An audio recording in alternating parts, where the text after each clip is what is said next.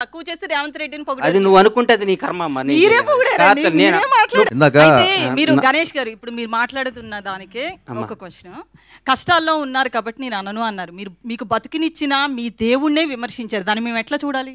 నేనా పవన్ కళ్యాణ్ గారిని ఏమన్నారు? నేను ఎక్కడో ఊహించుకున్నారు, ఇట్లా ఉండిపోయారు. రేవంత్ రెడ్డితో పోల్చారు, చాలా మందితో పోల్చి మాట్లాడారు. నెవర్. మీరు ఒకసారి వినండి అది బయట. నువ్వు చెప్పు తల్లి, ప్రాణం పోయినా నా డెడ్ బాడీ కూడా పవన్ కళ్యాణ్ విమర్శించు, మర్చిపో. వదిలే అమ్మ బంగారం కాదు, నీకు తెలియదు. నేను చచ్చిపోయిన నా శవం కూడా పవన్ కళ్యాణ్గా నీళ్ళెత్తి చూపుతాం. That is my blood, that is my character. వినండి అమ్మా, అన్న నేను చెప్పాలి, అమ్మాయికి సమాధానం చెప్పాలి.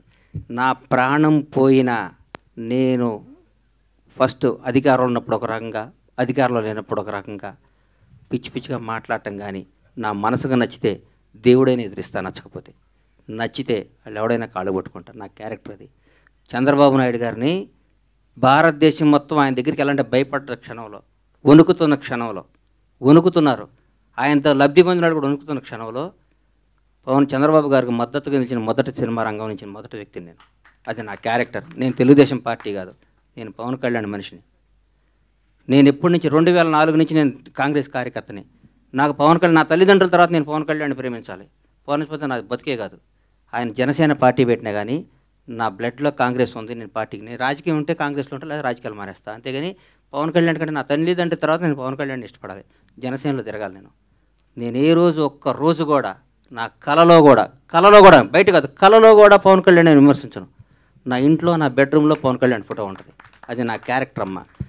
రేవంత్ రెడ్డి పొగిడి ఉండొచ్చు, ఎవరు నేను పొగిడొచ్చు. పవన్ కళ్యాణ్ గారు పవన్ కళ్యాణ్ తక్కువ చేసి రేవంత్ రెడ్డిని పొగిడారు. అది నువ్వు అనుకుంటే అది నీ కర్మ అమ్మ. మీరే పొగిడారండి, మీరే మాట్లాడారు. పొగిడేటట్టు చూపించమ్మా.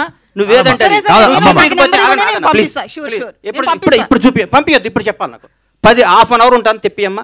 పవన్ కళ్యాణ్ ఇందాక 2 సార్లు అప్పుడు అట్లా అనబాకమ్మా. దయచేసి ఆగమ్మా, దయచేసి ఒక క్వశ్చన్ వేసే ముందు ఒక బాధ్యత గల మీద ప్రతిగా రంగం మీ అందరికీ చేతులు ఎత్తి నమస్కరిస్తున్నా. 1-2 సార్లు క్వశ్చన్ చేసుకొని ఏదో అడగాలి, ఏదో మీరు క్రేజ్ తెచ్చుకోవాలి, ఏదో ఏనమ్మా ఏదో మీరు క్రేజ్ తెచ్చుకొని అడగబాలి.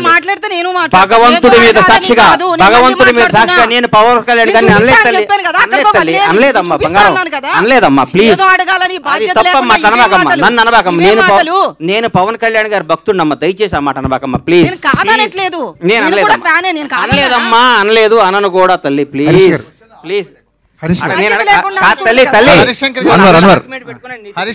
ఒక్క నిమిషం అన్వర్ గారు, ఇందాక ఏమైందంటే 2 సార్లు గ్రేటానందమూర్తి గారు మైక్ తీసుకున్నప్పుడు 2 సార్లు ఎవరో ఓవర్లాప్ చేశారు.